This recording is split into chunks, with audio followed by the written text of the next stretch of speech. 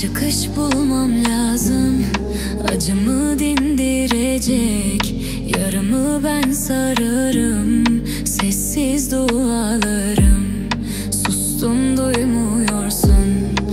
Artık faydası yok sana ettiğim ahların.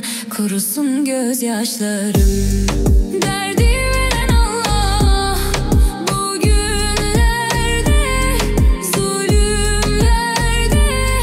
Sen yoksun yanımda. Derdi veren Allah bugünlerde, zulümlerde. Sen yoksun yanımda. Derdi veren Allah.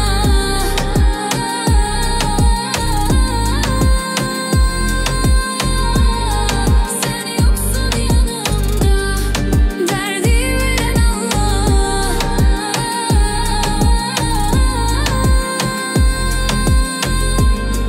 Sen yoksun yanımda.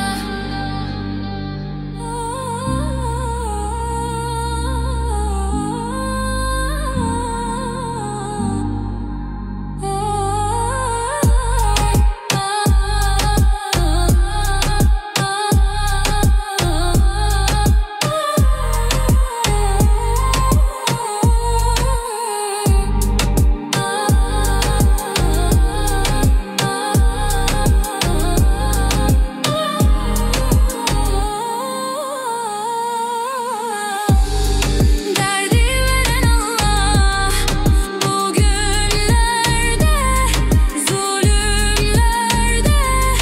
Sen yoksun yanımda. Derdi veren Allah bugünlerde, zulümlerde. Sen yoksun yanımda. Kuru hüsran zaman keder